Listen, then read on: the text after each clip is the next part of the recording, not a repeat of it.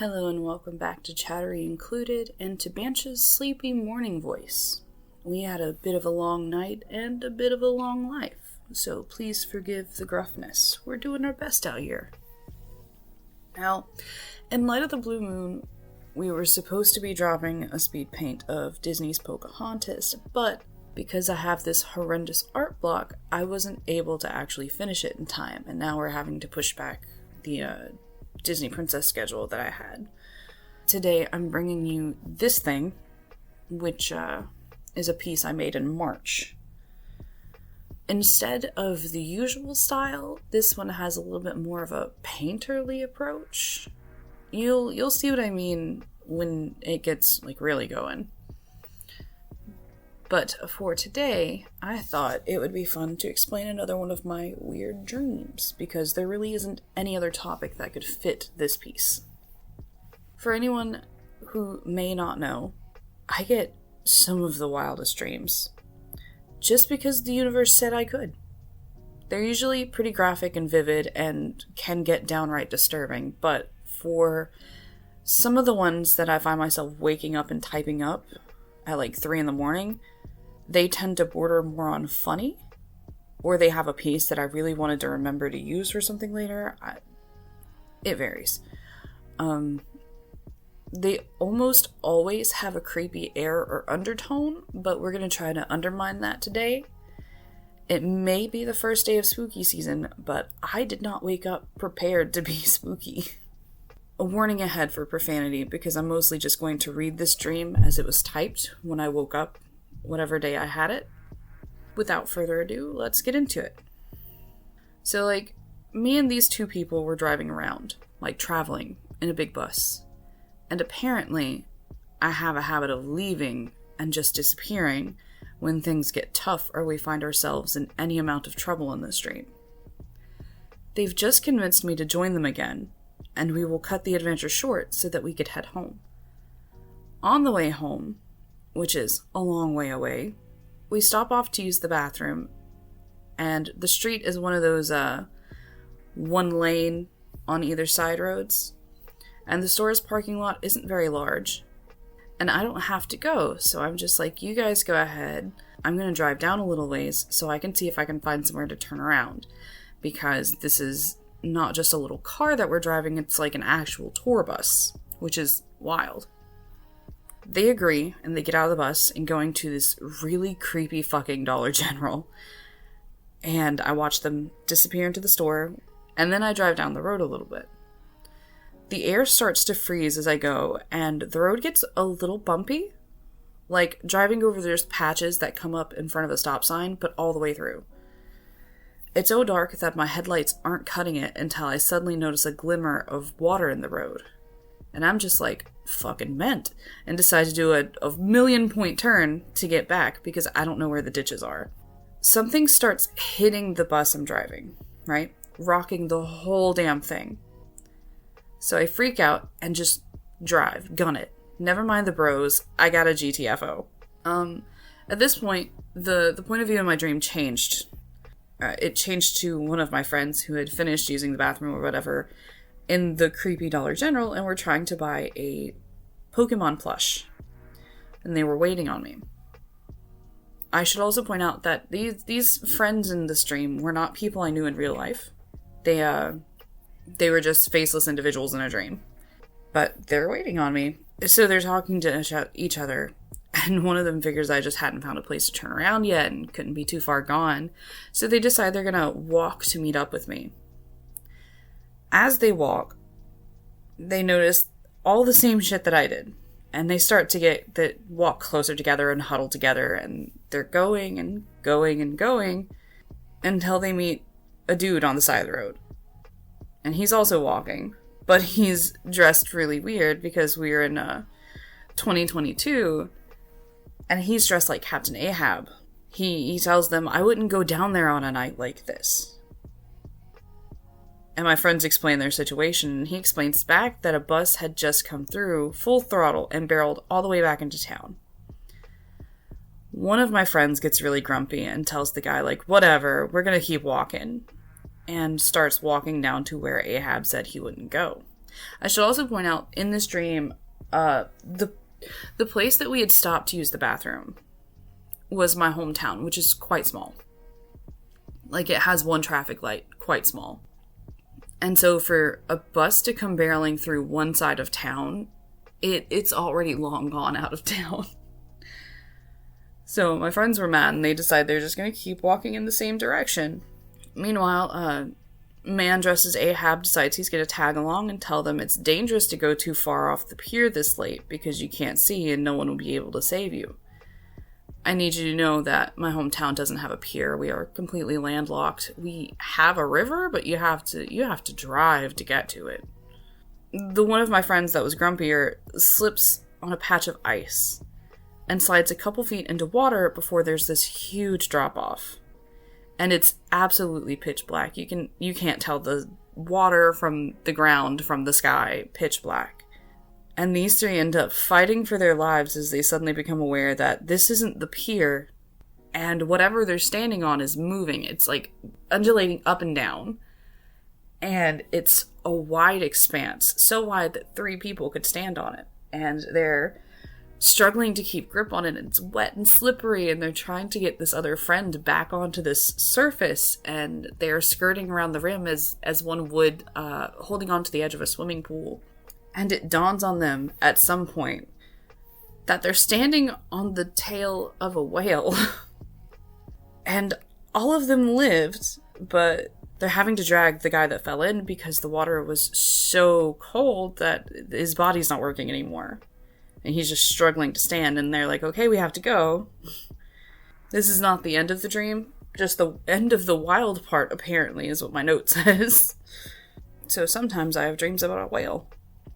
And, like, my dreams are always really weird. I can't explain enough how weird my dreams get. I have the one about the whale. I have one about being a FX makeup artist and getting attacked by, like, a ventriloquist dummy, and then told that didn't happen by a group of strangers who also went in and also got attacked by the ventriloquist dummy, and then proceeded to tell me it didn't happen.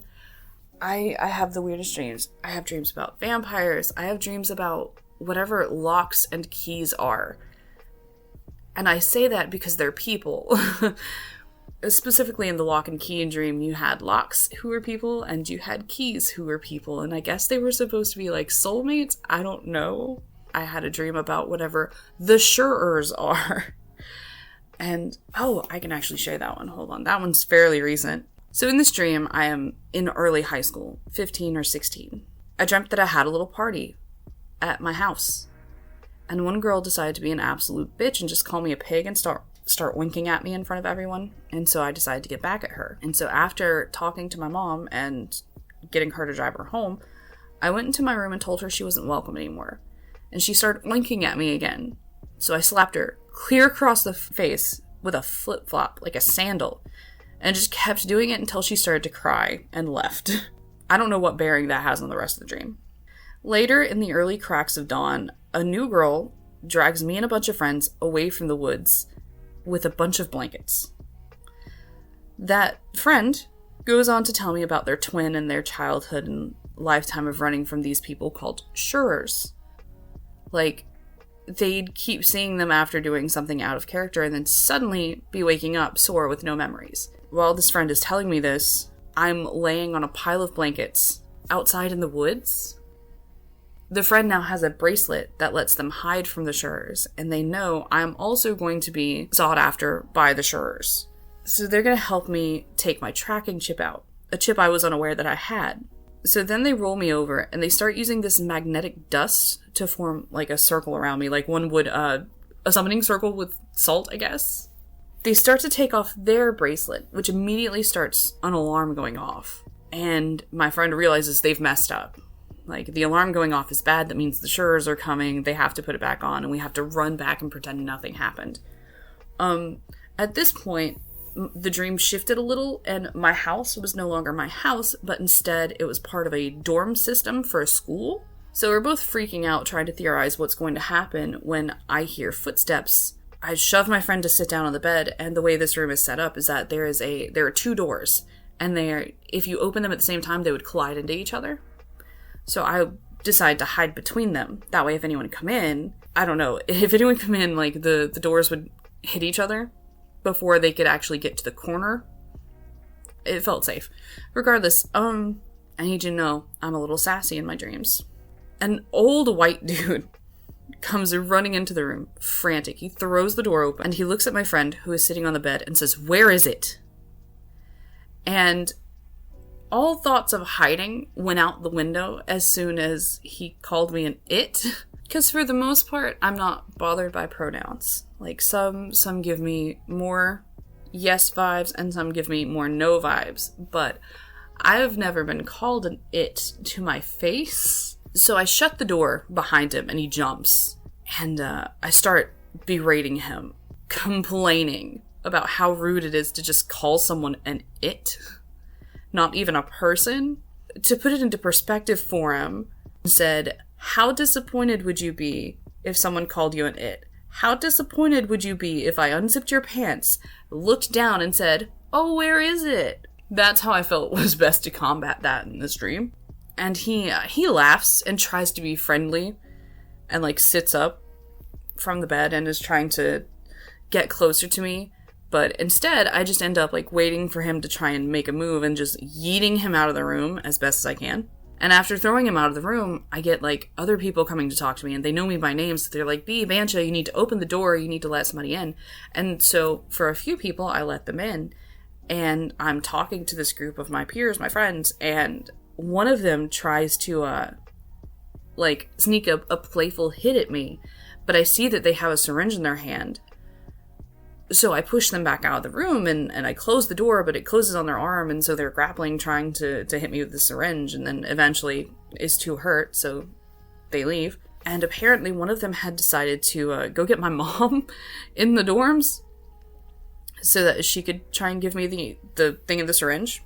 But I can just hear them talking through the door, and I hear them talking about how apparently I'm covered in the magnetic dust that my friend had encircled us with, and whatever was in the syringe would work if there wasn't dust on me. So my mom comes in, and I start to cry because I don't want to have to hurt her. Like, we all get that, but she's got a little butterfly needle, and for anyone scared of needles, I am so sorry.